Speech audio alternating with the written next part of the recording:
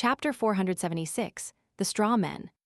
Light suddenly faded from where Nsi Zangwil disappeared, staining the area with the richest and deepest darkness.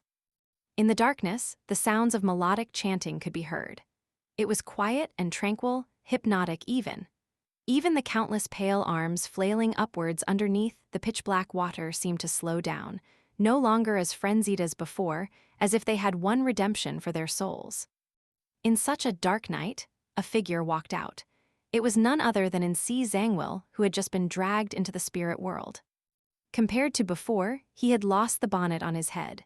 The clothes on his left shoulder were tattered, and a piece of flesh had been torn off. Faint yellow pus bubbled out one after another.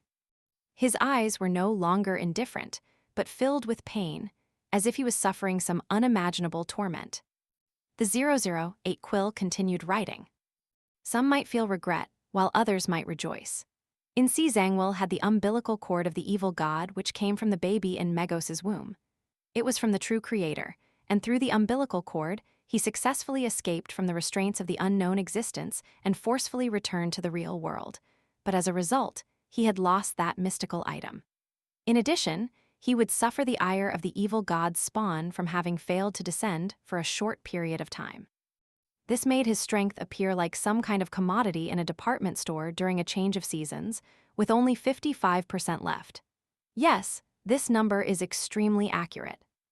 In a street in the depths of Eastborough, Old Kohler hurried back to his rented apartment, carrying some ham in a paper bag. He looked around warily, afraid that those ravenous wolves around him would pounce on him and steal his New Year's gift.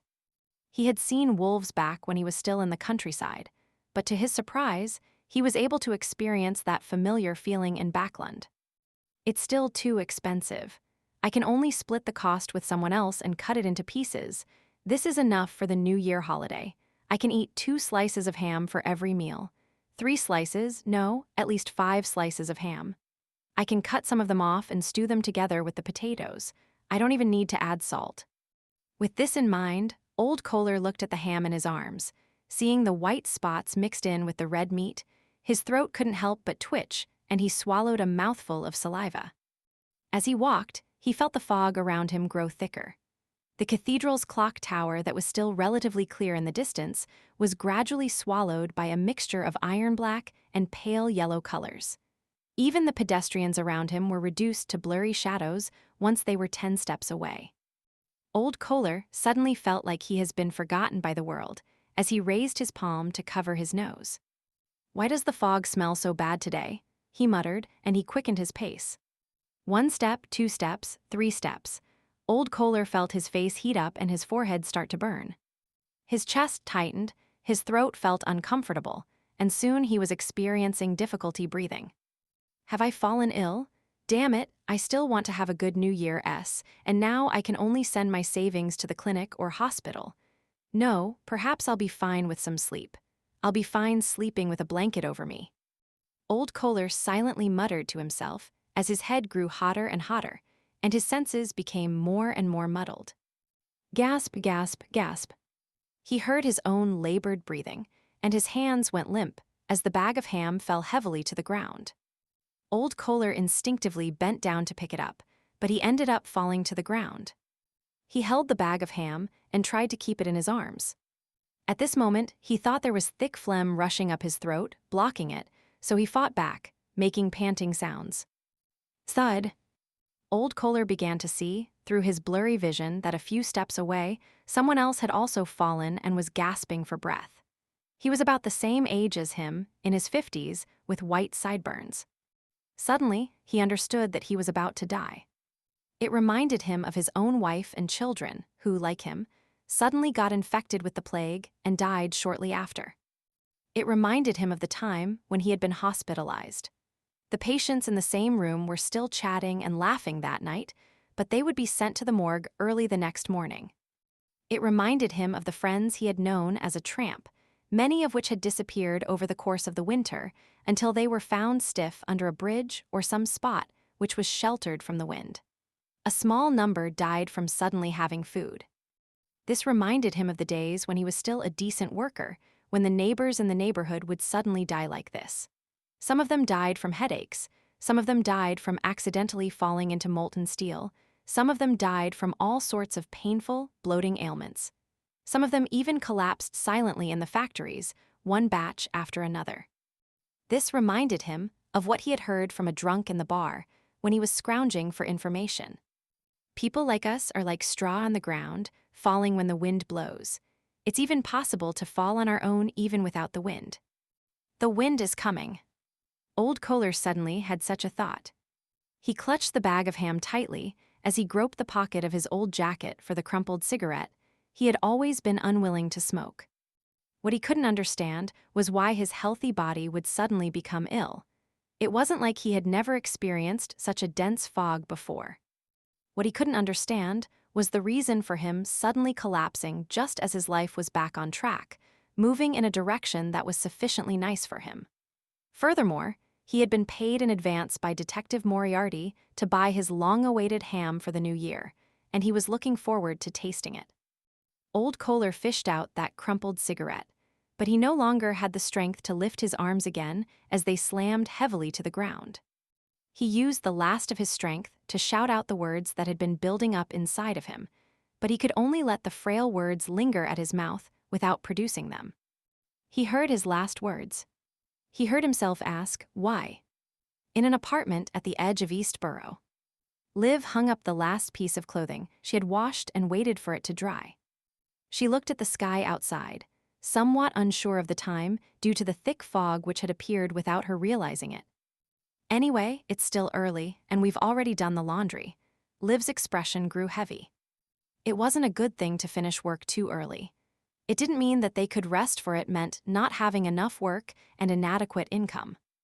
Liv took a deep breath, turned around, and looked at her eldest daughter, Fredja, who was wiping her hands and casting her gaze towards the vocabulary notebook in the opposite room. It's almost New Year's. Most of our clients have left Backland and have gone on vacation elsewhere. We can't go on like this. We have to find new work.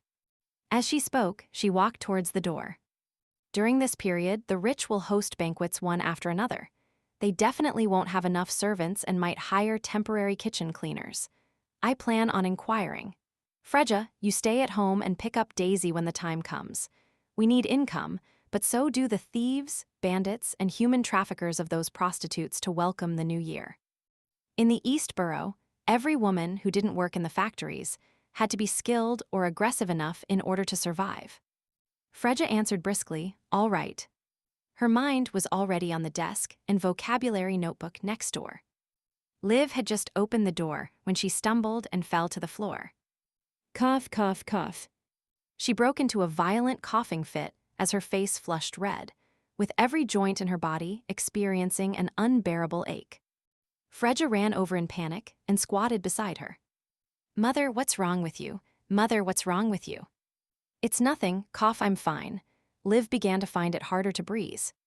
No, you're sick. I'll take you to the hospital immediately. Fredja tried to help her mother up. It's too expensive, too. Expensive. Cough, let's go to a charity hospital. A charity hospital, I can wait. It's not a big problem. Liv gasped a response. Fredja burst into tears, and her vision blurred rapidly. But at that moment, she felt her lungs burn, and her body went limp as she fell to the ground with Liv. What's the matter with you, Fredja? Cough, you're sick too, Liv shouted anxiously. There's money, cough, in the closet, cough, in the hole in the wall. You have to be quick. Go to the hospital. Get a good doctor. Fredja tried to say something, but not a sound came out from her mouth. Her eyes slanted up to the door beside her. It was their bedroom, their bunk beds. On top of it was her favorite table and her vocabulary notebook. Her body suddenly began to twitch. Liv's coughing stopped. Within the public elementary school at the edge of Eastborough, the fog still wasn't thick yet, but many students had already started to cough. The experienced teacher on duty immediately ordered, quick, to the cathedral. We need to head for the cathedral next door. Daisy stood up in a panic and ran with the crowd to the cathedral next to the school. Suddenly, her heart palpitated as she felt the horror of losing something important. Mother, Fredja. Daisy turned her head sharply, wanting to rush home against the crowd. However, she was stopped. She was caught by her teachers and forcibly dragged towards the cathedral. Daisy struggled and screamed at the top of her lungs, "Mother, Freja! Mother Freja!" In Eastborough, the dock area, and the factory district, the old or those with latent ailments collapsed in the fog in succession like felled trees, while those who came into contact with them felt as if they had been infected by the plague. They died quickly, and even the able-bodied adults and children also felt slightly unwell. In their eyes, the light yellow and iron-black fog was like the descent of death. On the Tuesday of the last week in 1349, Backland was shrouded in smog. In the corner of the hall, Klein pressed himself against the stone wall so that he wouldn't be discovered by Mr. A. Soon, he heard muffled groans and could smell the scent of flesh and blood. "Give up your lives for the Lord," Mr. A's voice suddenly sounded. Thud, thud. The sound of figures collapsing entered Klein's ears, and a strong spirituality fluctuation appeared and constantly reverberated. Mr. A sacrificed his 4 attendants. Just as this thought appeared in Klein's mind, illusory layers of weeping sounds could be heard. Some of them were calling out for their mothers, others coughing violently, and some moaning in pain. As half of an expert at mysticism, Klein seemed to see a series of disgruntled and transparent figures entering the ritual one after another, followed by the years of numbness, despair, pain, and resentment from the dock area, factory district, and Eastborough. Has it officially begun? Klein closed his eyes and leaned his back against the wall, his right hand clenching and relaxing. For him, the best thing to do at this moment was to slip out of the hall and flee into the distance, while Mr. A was concentrating on the ritual. His right hand loosened and tightened before relaxing many times in a row. 7 or 8 seconds later, Klein opened his eyes, the corners of his mouth curling upwards in an exaggerated manner. He reached out his hand to grab the revolver, turned around abruptly, and dashed out. Dressed in his black double-breasted frock coat, he raised his right hand and aimed at the altar.